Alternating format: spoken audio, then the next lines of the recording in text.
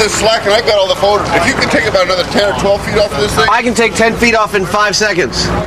The long hose is looping in the water, and the downward flow of ping pong balls is being reversed on the uphill sections.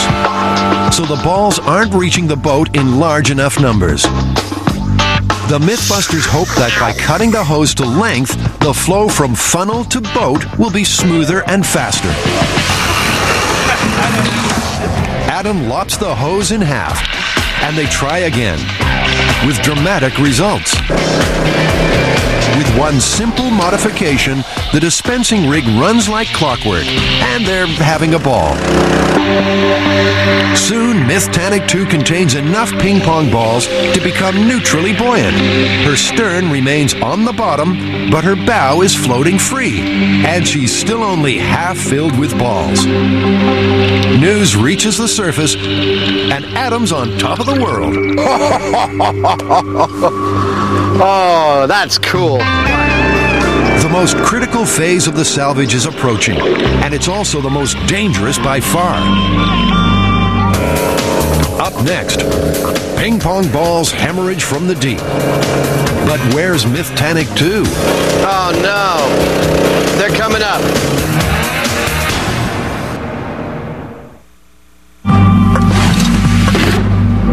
At Monterey Bay, the Mythbusters' bid to salvage a sunken boat using ping pong balls lies in the balance. We're trying to lift this boat from its deck, something the deck was never intended to do. So it's possible once we get enough ping pong balls under there and it's trying to lift the 1,800-pound keel, that the deck will just rip right off the boat and we'll have 30,000 ping pong balls inside of our boom here. As the upward pressure in the Mythtanic reaches critical, Adam continues to feed balls into the funnel. Suddenly, hundreds of them bob up from below. That could be hours of work floating to the surface. Oh no, they're coming up. Jamie? Hold on. Can you hear me? Over. Robert surfaces with a damage report. He's okay, but Mythtanic 2 has ruptured. Here's somebody. There we go. What's going on down there? There's a window on top. We didn't even see it. A piece of wood glued in that blew out. Shoot. We need to find a way to put it up underneath and then fill it with ping pong balls again. On the front of the boat, there was this hatch on the bow that we screwed down. That hole blew out, it seems, from pressure of the ping pong balls, because we were up here pumping the balls down, and all of a sudden ping pong balls are shooting up out of the water. A new hatch cover is quickly improvised. Robert fits it from the inside. So as the ping pong balls pack in behind it, they'll force shut the hole. The dispensing rig swings into high gear, and the Mythbusters are back in business. Oh yeah, they're going.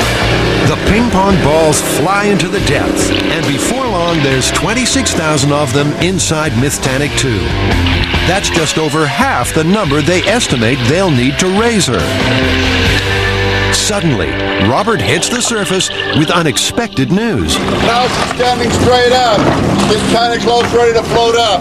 So I'm low on air. Jamie, it's your turn. Go finish her up.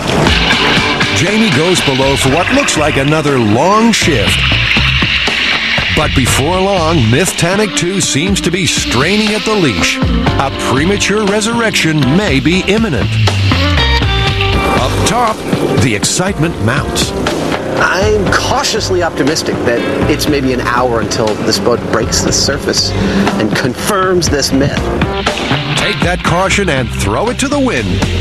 Because even as Adam speaks, Mythtanic 2 stirs, then slowly rises from her watery grave.